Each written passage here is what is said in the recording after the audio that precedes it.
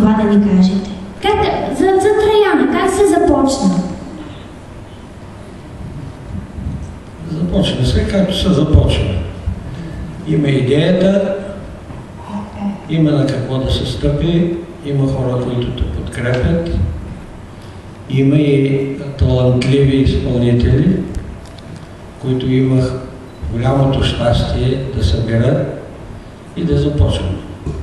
Отначало 7 души с оркестър, след това вече тази Траяна, която е по-известната, Траяна глас концерт, както и на черната плоча пише, беше малко по-късно и тя беше само акапела.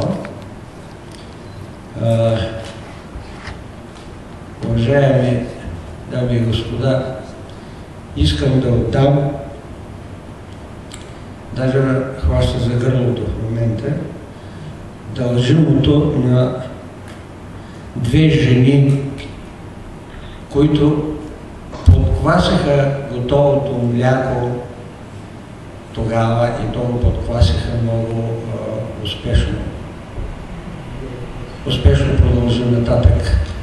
Това са Димка Кабаева-Нова и Росица Ранчева.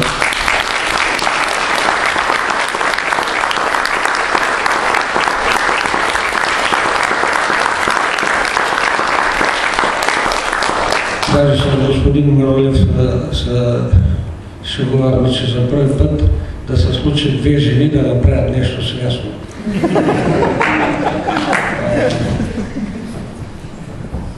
Тези жени наистина подкласяха млякото. Едната с богатата си фантазия, пък и другата. Другата като шеф на читалището тогава, определено беше читалището, дадаха пълен карт бланш, ми дадоха пълен карт бланш да направя това, което смятам да направя. Предстояше републикански фестивал и трябваше Траяна, запазената марка Траяна, да се чуе за нея, да стане нещо по-така. И тогава дойде тая Траяна, която преди малко слушахте и предполагам, че още неща ще има, които ще чуем. Значи след тези двете мадами дойдоха хора, които аз познавах, с малко изключение, да, които познавах и знаех, че са много музикални хора. Моя 100 годишен приятел Апостол Колков, стига.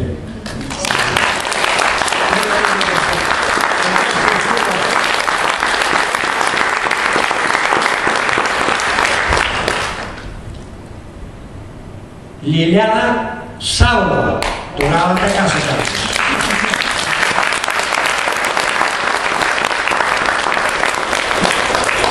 С нея ние дойдохме от ЗЗУ, тогавашното ЗЗУ, аз бях ръководител на този състава там и тя беше солистка при мене на състава. Един от хората, който не познавах добре, но от който останах много впечатлен и продължавам да съм впечатлен, това е Надя Тончева.